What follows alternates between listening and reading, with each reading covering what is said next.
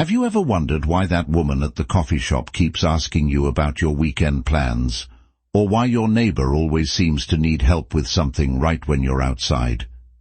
Gentlemen, if you're over 40 and single, you might be missing some pretty obvious signals that women are sending your way. Today we're breaking down 10 massive mistakes that older men make when women are clearly trying to get their attention. And trust me, by the end of this video, you'll never miss these signs again. Let's start with mistake number 1, and this one's a doozy. She asks about your relationship status, and you think she's just being polite. Picture this scenario. You're at a social gathering, maybe a barbecue or a work event, and an attractive woman strikes up a conversation. Within the first few minutes, she casually drops the question, "So, are you married?" Or, "Do you have someone special in your life?" Most guys over 40 hear this and think, "Oh, she's just making small talk." Wrong. Dead wrong. When a woman asks about your relationship status early in a conversation, especially if she's maintaining eye contact and seems genuinely interested in your answer, she's conducting reconnaissance. She's trying to figure out if you're available before she invests more emotional energy into the interaction. This isn't small talk, gentlemen. This is her way of saying, "I'm interested, but I need to know if there's an opening here." The big mistake: treating this question like it's meaningless chatter. You give a quick, "Nope, single," and immediately change the subject to talk about the weather or last night's game. Meanwhile, she's standing there thinking, "Okay, he's available, but is he interested in me?" Don't leave her hanging. When she asks about your relationship status, acknowledge the question with confidence, answer it clearly, and then show interest back. Try something like, "No, I'm single and enjoying meeting new people. What about you?" Mistake number 2 hits close to home for a lot of men. She compliments something specific about you, and you deflect it completely. Here's what this looks like in real life. You're wearing a new shirt, maybe you got a fresh haircut, or perhaps you're telling a story that showcases your expertise in something. She looks at you and says, "That color really brings out your eyes," or "You're so knowledgeable about wine," or "You have such a great sense of humor." What do most men do? They deflect faster than a tennis ball hitting a brick wall. "Oh, this old shirt. I've had it forever. I don't know much about wine, really. I'm not that funny." Stop it. Just stop it right there. When a woman gives you a genuine compliment, especially about your appearance or personality, she's creating an opportunity for connection. She's telling you what she notices and appreciates about you. The correct response is simple. "Thank you. I appreciate you saying that." Then, if it feels natural, you can return the sentiment. But don't you dare deflect or minimize yourself. Confidence is attractive at any age, and when you dismiss her compliment, you're essentially telling her that her judgment is questionable. Now let's talk about mistake number 3, and this one makes my head spin. She asks for your help with something she could easily handle herself, and you think she's helpless. Listen carefully, because this is crucial. If an independent, capable woman suddenly needs help opening a jar, moving a piece of furniture that isn't that heavy, or figuring out how to use a piece of technology she's probably used 100 times, she's not having a sudden crisis of competence. She's creating an opportunity to spend time with you. This is especially common among women who are attracted to older men because they genuinely appreciate the experience and capability that comes with age. When she asks you to help her figure out why her computer is acting up, or if you can take a look at something in her yard, she's giving you a chance to be useful and to spend one-on-one time together. The mistake? Fixing the problem as quickly and efficiently as possible and then leaving. You're missing the entire point. The help she's asking for is just the excuse. What she really wants is your time and attention. When she asks for help, take your time. Engage in conversation while you're helping. Ask questions. Make jokes. Turn it into a mini-date, not a quick service call. Mistake number 4 is painful to watch. She mentions being free or available for activities, and you think she's just sharing her schedule. This happens all the time, and it's so obvious once you know what to look for. You're talking about the new restaurant downtown, and she mentions, "I haven't been there yet, but I'm free this weekend." Or you bring up that concert series in the park, and she says, "I love outdoor music, and I have no plans Thursday evening." Gentlemen, she's not giving you her Google Calendar updates. She's dropping a hint the size of a billboard that she's available and interested in doing something with you. This is particularly true if she mentions being free in response to something you've expressed interest in or suggested might be fun. The massive mistake here is responding with something like, "Oh, that's nice," or, "Well, I'm sure you'll find something to do." Are you kidding me? She just told you she's available and interested in the exact activity you mentioned. This is your green light to ask her to join you. Let's move on to mistake number 5, and this one involves a complete misreading of social cues. She finds excuses to touch you casually, and you think she's just naturally affectionate. Now, I'm not talking about inappropriate touching here.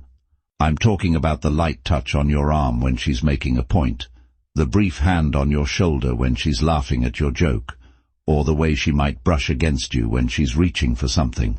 Women, especially those interested in older men, tend to be more subtle with their physical cues than younger women might be.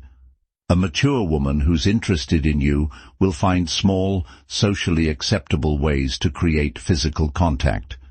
This is her way of testing your reaction and creating intimacy.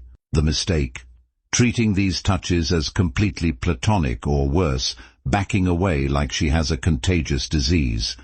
If you're comfortable with the contact, don't pull away. Better yet, reciprocate appropriately. If she touches your arm while talking, you can lightly touch her back or shoulder when responding. This creates a feedback loop that builds attraction. Mistake number 6 is about completely missing verbal invitations disguised as statements. She mentions activities she enjoys or wants to try, and you think she's just sharing information about herself. Here's how this typically unfolds. You're having a great conversation, and she starts talking about things she loves to do. "I've been wanting to try that new hiking trail," or "I haven't been dancing in forever but I miss it," or "I keep meaning to visit that art gallery downtown." What she's really saying is, "Here are some things I'd love to do with you if you're interested." This is especially true if these activities come up naturally in your conversation, or if they're things you've mentioned enjoying yourself. The mistake is treating these as random pieces of information about her life instead of recognizing them as invitations. When she mentions wanting to try something or missing an activity she used to enjoy, that's your cue to suggest doing it together. "I'd love to check out that trail too. Want to go this weekend?" It's that simple. Now we're at mistake number 7, and this one's about misreading her questions about your interests and lifestyle. She asks detailed questions about your hobbies, your routine, or your preferences, and you think she's just being polite. But when a woman starts digging into the details of your life, asking about what you do in your free time, what kind of movies you like, where you enjoy spending your weekends, she's not conducting a casual survey. She's trying to find connection points and shared interests.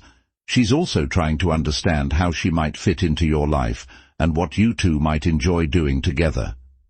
This is particularly common when women are interested in older men because they want to understand lifestyle compatibility.